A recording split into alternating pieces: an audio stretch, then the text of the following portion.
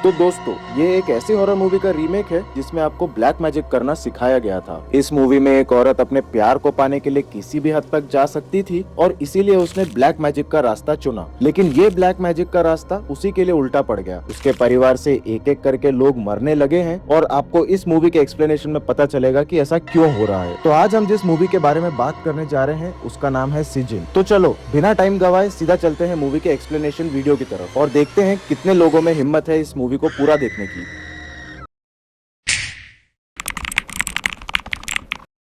तो फिल्म की शुरुआत में हमें एक शमन को दिखाया जाता है जो कि ब्लैक मैजिक यानी कि काला जादू कर रहा था। उसके पास एक इंसान का शरीर था और गाय के शरीर के कुछ हिस्से भी थे। वो इन सबको मिक्स करके काला जादू कर रहा था। उसी दौरान इरमा अपनी बहन वुलन के साथ शमन के पास आती है। असल में इरमा अपने कजिन से प्यार करती थी और उससे शादी करना चाहती थी, लेकिन उसके कजिन के परिवार ने ये शादी करने से मना कर दिया था। तो इसीलिए उस कजिन ने दूसरी शादी करने का सोच लिया था। लेकिन इरमा ये नहीं चाहती थी। वो अपने प्यार को किसी भी कीमत में पाना चाहती थी, भले ही उसको काला जादू का रास्ता अपनाना पड़े। यहाँ पर उसकी बहन वुलन उसे रोकती है। वो कहती है कि इरमा यहाँ से चलते हैं, मुझे ये जगह ठीक नहीं लग रही है। लेकिन इरमा किसी की नहीं सुनती। वो शमन से कहती है कि वो इस लड़के से शादी करना चाहती है। शमन लड़के की फोटो देखकर पूछता है कि ये है कौन। इरमा कहती है कि ये मेरा कजिन है। ये सुनकर शमन काला जादू करने से मना कर देता है और कहता है कि तुम्हारी जान को भी खतरा हो सकता है। जैसे ही शमन ने ये कहा, एक जिन इरमा की बहन के शरीर में घुस जाता है। वुलन पोजेस हो जाती है एंड उसका चेहरा बदल जाता है। वो एक डरावनी आवाज में इरमा को धमकी देती है कि अगर तुम ये काम करोगी तो तुम्हारी जान को भी खतरा होगा। ये सब सुनकर और देखकर इरमा और उसकी बहन दोनों वहाँ से भाग जाते हैं। अब सीन आगे बढ़ता है और 12 साल बाद का समय दिखाया जाता है। यहाँ पर इरमा अपनी बहन वुलन और अपनी माँ के साथ गालांग के घर जा रहे थे। हम व्यूअर्स समझ पाते हैं कि गालांग वही कजिन है जिससे इरमा शादी करना चाहती थी। हम लोग को पता चलता है कि 12 साल पहले गालांग ने एक नीसा नाम की लड़की से शादी कर ली थी। गालांग की माँ और इरमा की माँ एक दूसरे की बहन है। पता चलता है कि गालांग की माँ काफी लंबे समय से बीमार थी। हमें ये भी पता चलता है कि सिर्फ इरमा नहीं बल्कि गालांग भी इरमा से बहुत ज्यादा प्यार किया करता था। उसने नीसा से सिर्फ अपनी माँ की ख्वाहिश के लिए शादी करी थी और इसीलिए उसने इरमा को शादी के लिए मना कर दिया था। अब उसको समझ में आ गया था कि इरमा के साथ रहते हुए वो अपनी बेटी सोफिया और अपनी पत्नी निसा से बहुत ज्यादा नाइंसाफी कर रहा था। इसीलिए वो इरमा से दूर रहने का सोचता है, लेकिन इरमा ये नहीं चाहती थी क्योंकि इरमा अब प्रेग्नेंट हो गई थी। ये सुनते ही गालांग इरमा से बहुत ज्यादा रूडली बिहेव करता है और उसको घर वापस चले जाने को कहता है। घर आने के बाद भी इरमा बार बार गालांग को कॉल कर रही थी, लेकिन गालांग उसके कॉल्स को इग्नोर कर रहा था। इरमा की बहन वुलन जो सब कुछ जानती थी, वो इरमा से कहती है कि अब गालांग तेरा कभी नहीं हो सकता, उसको अकेला क्यों नहीं छोड़ देती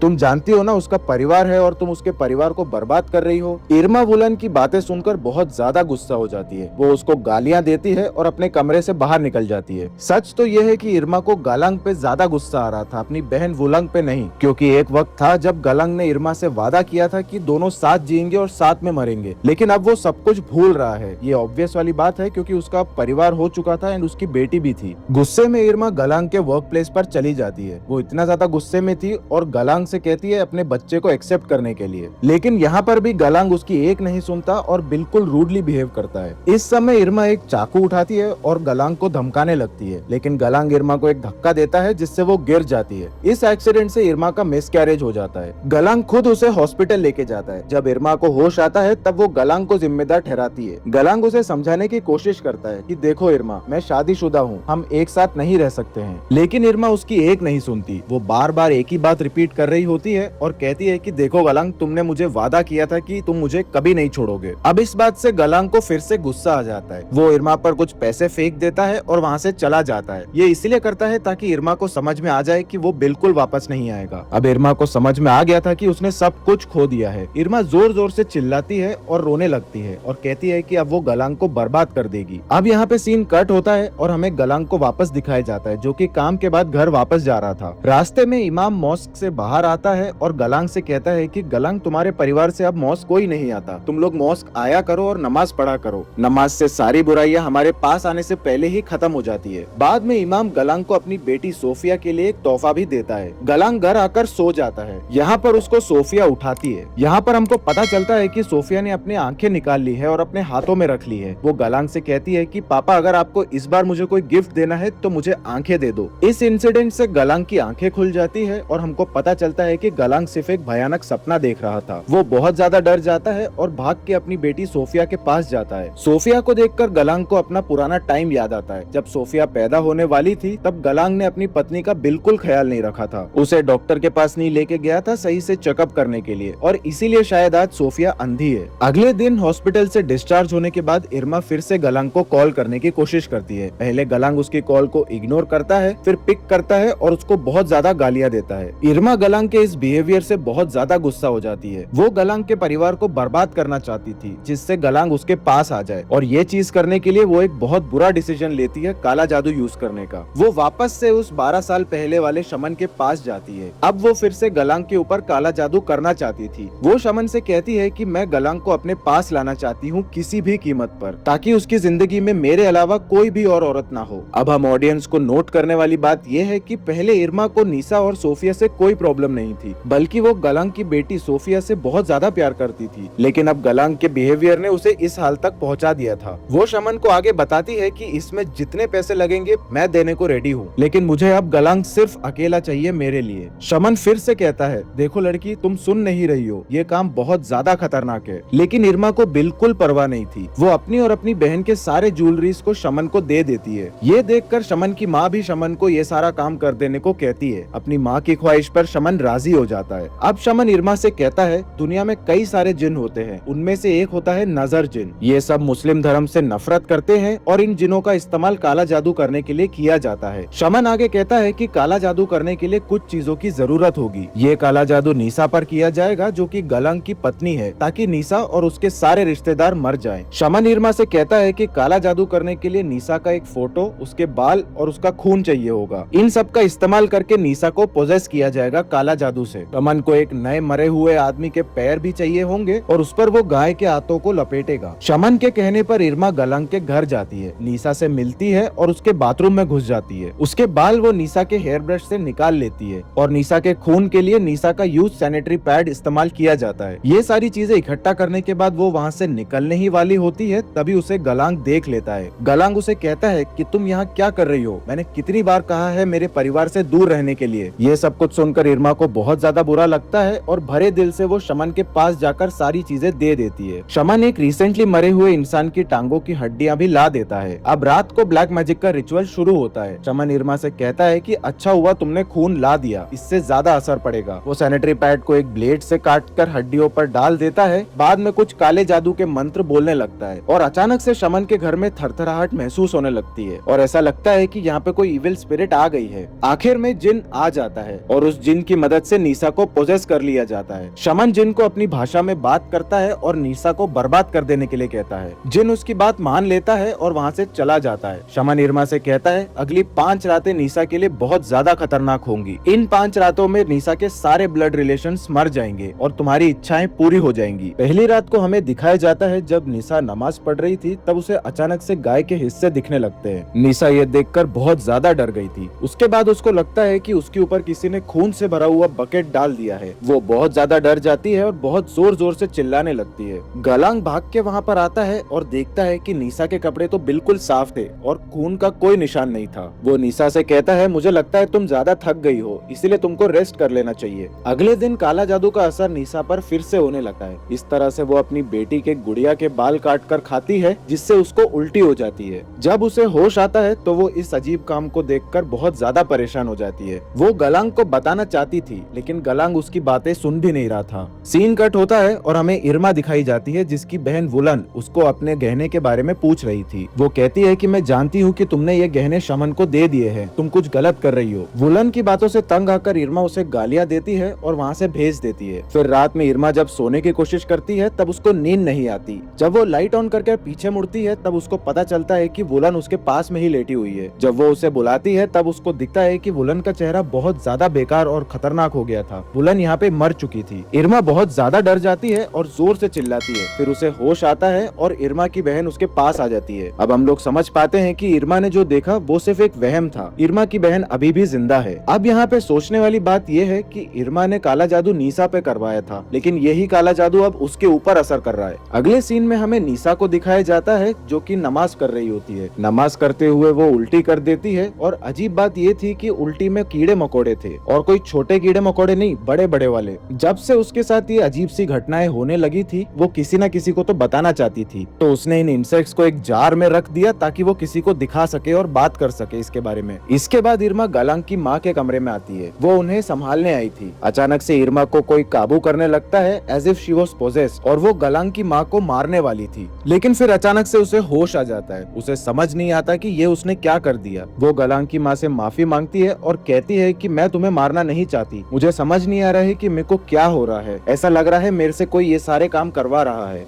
अब कुछ और गलत होने से पहले नीसा किसी से मदद मांगने की सोचती है। जब वो बाथरूम में जाती है और उस जार को उठाती है जिसमें उसने कीड़े रखे थे, वो हैरान हो जाती है कि कीड़े उसके अंदर नहीं थे। अब दूसरी तरफ गलांग की माँ जो चल तक नहीं पा रही थी, वो अब धीरे धीरे उठ के किचन में आती है और एक बहुत ज्यादा हैवी खाने का पॉट उठाकर अपने ऊपर डाल लेती है। नीसा जो अभी बाथरूम से निकली थी, ये देखकर बहुत ज्यादा हैरान और परेशान हो जाती है, क्योंकि अब गलांग के माँ के पूरे शरीर में बड़े बड़े घाव बन चुके थे। उनका शरीर पूरा जल गया था और इसी की वजह से उनकी मौत हो जाती है। तीसरी रात को हमें गलांग की माँ का जनाजा दिखाया जाता है। सब लोग वहीं पर मौजूद थे। जनाजे में नीसा को अचानक से कोई चीज पोजेस कर लेती है, कोई शक्ति उस पर काबू कर लेती है और इस हालत में वो गलांग की माँ के शरीर को उठाकर फेंक देती है। सब लोग ये सब देखकर बहुत ज्यादा डर जाते हैं, लेकिन इरमा बिल्कुल नहीं डरती, क्योंकि उसको पता था कि क्या हो रहा है और ये सब देखकर वो मन ही मन बहुत ज्यादा खुश हो रही थी। इमाम भी यहाँ पर आता है। नीसा की यह हालत देखकर इमाम समझ जाता है कि नीसा को किसी ने पोजेस किया है। इमाम नीसा को पकड़कर उसके कान में कुछ बातें बोलता है जिससे नीसा काबू में आ जाती है। इमाम समझ जाता है कि किसी ने जानबूझकर नीसा पर एक जिन छोड़ा है। अब हम लोग देख पाते हैं कि जनाजा खत्म होने के बाद गलांग जब सो रहा था, तब उसे अजीब सपने आ रहे होते हैं। सपने में वो देखता है कि वो मर गया है और उसके आसपास बहुत सारी औरतें बैठी है। वो बहुत ज्यादा डर जाता है और तुरंत इमाम के पास जाकर सब कुछ बता देता है। इमाम उसे बताता है कि जब मैंने नीसा को देखा था, तभी मैं समझ गया था कि उस पर किसी जिन का काबू है और उस जिन का नाम है नाजर। नाजर एक बहुत ही पावरफुल जिन है। वो मुस्लिम से नफरत करता है और इसीलिए लोग काला जादू में उसका इस्तेमाल करते हैं। इमाम कहता है कि नीसा का इलाज होगा, गलांग घबराओ नहीं। ये जिन कितना भी पावरफुल क्यों ना हो, अल्लाह सबसे ज्यादा पावरफुल है। हम लोग भगवान से मदद मांगेंगे और नीसा को ठीक कर लेंगे। इमाम गलांग को होली वाटर देता है और नीसा के ऊपर यूज करने के लिए कहता है। वो आगे कहता है कि हम लोग नीसा का एक्सोर्सिज्म करेंगे। नीसा को मॉस्क के पीछे वाले हॉल में लेकर आ जाना तुम। जैसे ही गलांग अपने घर पहुंचता है, वो देखता है कि नीसा चिल्ला रही है। वो गलांग की माँ की आत्मा देखकर डर रही थी। इस हालत में गलांग उसके पास जाता है और उसे कंट्रोल करता है। वो उसके सर के ऊपर से होली वाटर डाल देता है और इसके कारण नीसा को बहुत ज्यादा दर्द होता है। नीसा की यह हालत देखकर गलांग को बहुत ज्यादा बुरा लगता है। गलांग के पास अपनी बेटी और पत्नी के अलावा कोई नहीं था। वो प्यार से नीसा को सुला देता है और कुरान को रेडियो में चलाकर वहाँ से चला जाता है। लेकिन जैसे ही वो वहाँ से जाता है, रेडियो बंद हो जाता है और जिन नीसा को बहुत बुरी तरह से पोजेस कर लेता है। उसकी आंखें भी अब बहुत ज्यादा अजीब हो गई थी और उसके होठ और दांत काले पड़ गए थे। अब वो खुद ही एक जिन के जैसे लगने लगी थी। अब सीन यहाँ पे कट होता है और इरमा की माँ को दिखाया जाता है, जो कि गलांग की माँ की बहन थी। गलांग की माँ की मौत के बाद उसको भी बुरे सपने दिखाई दे रहे थे। वो आज किचन में कुछ देखकर बहुत ज्यादा जोर जोर से चिल्लाने लगती है। वो एक पागल की तरह किचन के बर्तनों को तोड़ देती है, उन बर्तनों के कांच को खा जाती है, जिससे उसकी मौत हो जाती है। इरमा अपनी माँ की मौत को देखकर बहुत ज्यादा परेशान हो जाती है। उसे पता चलता है कि जिस काले जादू का इस्तेमाल उसने किया था, वो उल्टा असर कर रहा है। अब और कुछ बुरा होने से पहले वो अपनी बहन को सब कुछ सच बता देती है। वो कहती है कि हाँ, मैंने शमन की मदद ली थी। मैंने शमन से काला जादू करने को कहा था, लेकिन शमन ने कहा था कि काला जादू से नीसा के घर में सब लोग मरने लग जाएंगे। नीसा के ब्लड रिलेशंस मरेंगे, ना कि मेरे। लेकिन यहाँ तो उल्टा हो रहा है, मेरे ब्लड रिलेशंस मर रहे हैं। मेरी माँ, गलांग की माँ, और जो अब बचा है वो है मेरी बहन वुलन। वुलन भी बहुत ज्यादा डर जाती है जब ये सारी बातें वो सुनती है। अब वो इरमा को लेकर कहीं जाने वाली थी, लेकिन इरमा उससे कहती है, मेरी बात सुनो, मुझ पर विश्वास रखो, मैं सब कुछ ठीक कर दूंगी। अब यहाँ पे सीन कट होता है और हमें गलांग को दिखाया जाता है, जो आज निसा को इमाम के पास लेकर जाने वाला था। इमाम कहता है कि घबराओ नहीं, भगवान हमारी मदद करेंगे और हम इस जिन को हरा देंगे। गलांग भी सर हिलाते हुए हाँ कहता है और वो निसा को अपने घर से ले जाता है। रास्ते में उसे इरमा मिलती है। इरमा उसको सब कुछ सच बता देती है कि ये सब कुछ काला जादू की वजह से हुआ है, जो कि उसने करवाया है। जैसे ही गलांग ये सब कुछ सुन लेता है, वो बहुत ज्यादा गुस्सा करता है। और आज थी 5वीं रात काले जादू की और ये सब कुछ ज्यादा खतरनाक और नेक्स्ट लेवल होने वाला था। अब यहाँ पर दिखाया जाता है कि इरमा को सब कुछ रोकने के लिए वापस शमन के पास जाती है, लेकिन अचानक से उसकी बहन वुलन पोजेस हो जाती है और इरमा पर हमला कर देती है। इरमा वहाँ से भाग जाती है और वुलन भी उसके पीछे निकलती है। वो एकदम से इरमा के बहुत पास आकर कहती है, देख